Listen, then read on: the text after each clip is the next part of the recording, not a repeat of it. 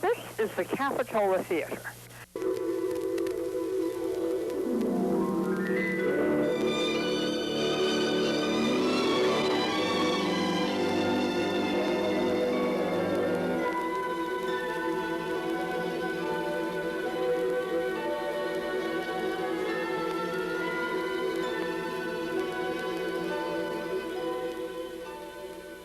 Every year the Chamber makes 3 different awards on an annual basis. It's to the Man of the Year, the Woman of the Year, and the Business of the Year. The Capitola Theater was actually a real special selection for us this year, and it's probably partly going to the business itself and also to the owner of the business, Audrey Jacobs. I think this year's selection of the Capitola Theater's Business of the Year is the one in my memory with the Capitola Chamber of Commerce that was received with the most popular acclaim. Everybody was very, very happy that they were honored this way, and I know Audrey was very pleased with it too, and we wish her continued success.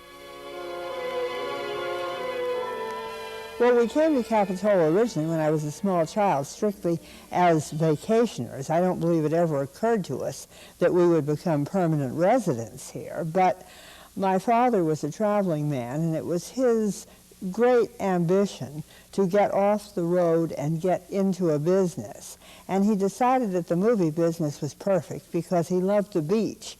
If he were in a regular retail business, he'd be working, and that was not. But several things happened. Number one was originally more competition than we anticipated.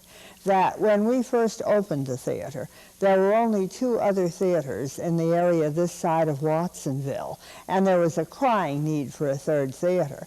But unfortunately, as often happens, we were not the only ones who perceived this crying need. And during World War II, theater construction was prohibited. But the minute it became legal, not only did we start building, but people began building the theater in Soquel, the present Rio Theater, and the drive-in theater. So that all of a sudden, from 2 theaters, it became 4 extra, or a total of 6. And that was just a little too much of a population explosion in theaters. And by the time we had sort of adjusted to that, then television reared its ugly head and became an even greater threat than the large number of theaters. And so my father never did feel that he could give up his job. And somebody was needed to run the theater. We had invested most of our money in it, and something had to give, so I was the one who was more or less drafted in that position. The first film was an MGM film, since we were playing the first run, called The Pirate, starring Judy Garland and Gene Kelly. Oh yes, when we first opened, we played single features most of the time. So along with the single feature, of course, came the newsreel, the cartoon, and sometimes a little short feature along with it. I suppose if I had just one film throughout all the years, it was the original Airplane. I really loved that picture. Well, I enjoyed the actors. It had a tremendous cast, and among them was Betty Davis, and I thought she did a tremendous job. I had read the book previously, loved the book, so I was programmed to enjoy the movie, and I really did. It's one of the few movies that I would run in and out frequently during the evening if I wasn't busy, just to get another look at it. How many employees have you had here? You've had... Oh, I suppose going back over 41 years, it would be close to 200, though I've never really counted it. Do you still run into a lot of do they still come back? Frequently they do. Many of them come in. Some come in on a regular basis. A few will have moved away but will stop by if they come over here for a vacation or something like that. And then there's some whom I don't even recognize, unfortunately. Bruce McDuffie, and I started here as a relief projectionist about 1964, about August of 64. Worked here off and on. It might average 2 or 3 nights a week till about 1980. Oh, you want to hear about that? I think I've been working here, I guess, about a year, and I was trying to, had a wife and 2 kids to support, and working a day job, 8 to 5 days a week. I think I was a vending machine mechanic at that time, and then working an average of 4 or 5 nights a week at the theater. And one night here, I think it was about 11:30, had a couple reels left to go, and John had a nice, big, soft, overstuffed chair up in the booth. And the first thing I know, Audrey's hit me on the leg. Wake up, wake up, wake up. And you look up, and the screen's white, and the film's flap in the lower magazine. And so I jump up and get the other projector going, and then when you walk out at the end of the night, you feel about an inch high. I think my favorite all-time film, I don't remember whether I ran it here or not, was Blazing Saddles. I think I watched that every time I ran it, and I normally didn't watch the pictures when I was running them. It's nice to see the place still going. The booth is the same. I don't think the booth has changed, except the chair's changed. Doesn't look as comfortable as it was back when I was working here. The equipment all looks the same as when I started here in '64.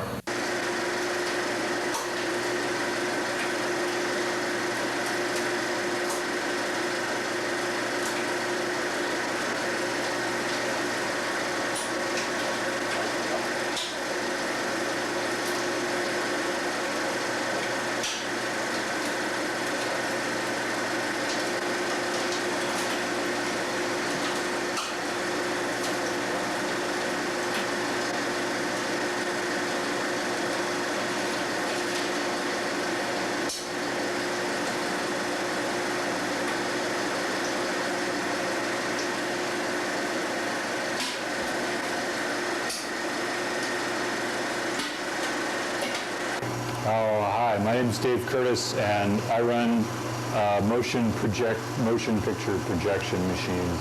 And what kind of, are these kind of outdated, or what kind are these? Well, they're old, but they seem to work pretty good. There are more modern machines that maybe work better and don't wear themselves out so much, but the way I figure it, somebody worked hard to make a machine that would last a long time and give really good service, because you can't have these things breaking down very much. And they must have done a good job, because these projectors have been here, I think, since 1948. You know, this is the way it used to be done, with two projectors, see? And now the theaters, the technology has advanced to where there's a way to put the whole movie together. See, the movie comes in 20-minute reels when it comes on the truck. So we run those 20-minute reels. Now there's a way to put it all together and run the machines by pushing a button from downstairs. So there's very little use for guys like me and John, who works here too. And that's not really the sad part. The sad part is that there's nobody up here keeping an eye on things. If something goes out of focus or it breaks, it really causes a much bigger interruption. Of course, maybe the corporations make more money and that's what makes the country go round. I don't know. But it kind of bugs me that they forsook running a good show for making more money. Oh, hello. I'm Barbara Lewis, and I work at Capitola Theater. I work at the candy counter, and I also work in the box office. Oh, I think I've been here about 15 and a half years. And I lived alone for so many years, you know, that this was just a kind of getting out in the public. No, I'm not a theater fan. I'm sorry, but that's the truth. So do you have a favorite movie that might have played here, or? No, I really don't. I like to read. I'm a reader. My name's Earlene Turner. I'm Gayla Reed. I started here when I was 15 and a half. Audrey was a good friend of our mom's. We used to play cards together. And so she called up one time. She needed somebody to work and asked if I was interested. And I said yes. This, of course, was my first job. And I was trying to think what year that was. I think it was 1966. When you were 15 and a half. Yeah. I can't remember. And then I worked here for 5 years. It was fun. I had a good time. What were some of the films that were shown here? Boy, the only ones that I can really remember that really stuck in my mind, that because she held them for so long, like Dr. Zhivago, Gone with the Wind, and those are two that, at that time, they actually had an usherette inside. You would seat the people, and all that, and so I saw those movies quite a few times. So you were an usherette? Yeah, I did that, and then come down and help out at the candy counter. When did you work? Well, I started when I was 15 and a half, too. It was my first job also. It started to be a tradition, I think, in our family, that it was her first job, and then it was my first job, and then it was my younger sister's first job. We were kind of hoping that her daughter would take on that, too, but she took a different job.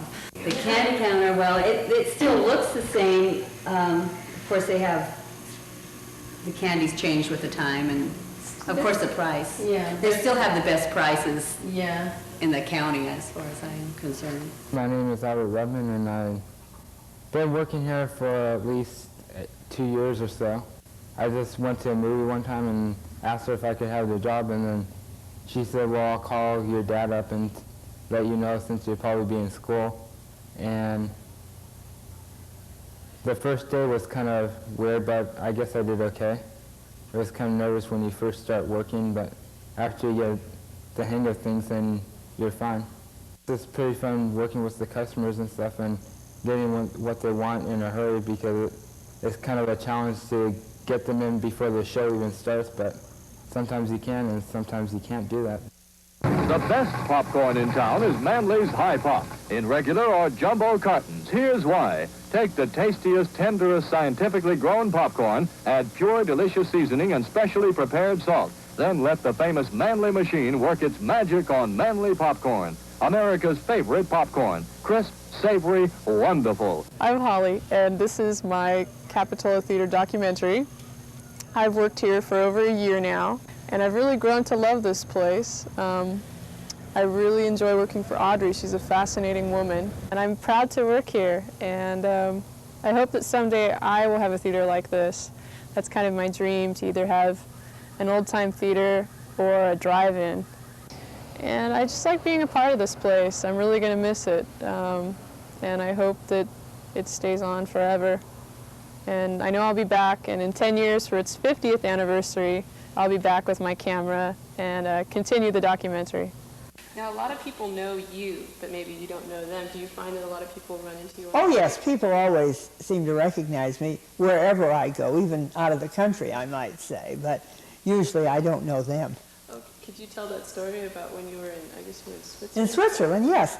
My mother and I were in Switzerland, up at the top of Mount Pilatus, out of Lucerne, and I felt a hand tapping my shoulder, and the man said to me, "Who's running the theater?"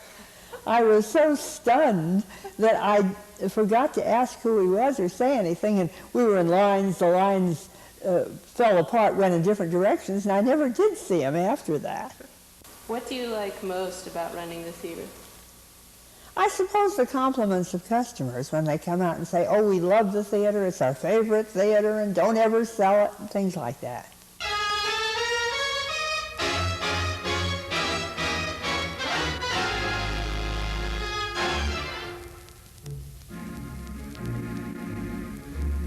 I think it's a wonderful place. The last of the honest theaters. The prices are right. They haven't chopped it up into 5 little mini screens. You can get a bag of popcorn for under $1. The people are friendly. It's a marvelous institution, and I hope it's here for at least another 50 years. By that time, I'll be gone. My grandchildren will be able to enjoy it, too. She's been here forever. She was here when I was a little kid. She's always been here forever. She's always been the same. She's never changed. She's always polite, nice, and sweet. The people that run it are very friendly, and I think it's neat that you know, the people that run it are still running. $2.50 doesn't hurt either. I know, $2.50. And the popcorn's a bargain too. We just don't miss a show. I think we see them all. If she has them here, we see them. My husband and myself and all my kids and their kids now, and it's just a family place. It's wonderful. It's unique because it takes you back into the past. I mean, it's not the modern big theater that you see now, the Dome or whatever. It's just reminds me back of when I was, you know, a child, you know, those days. Well, I enjoy it. I guess that's the main reason. It's always different. It's always stimulating, and I just enjoy doing it.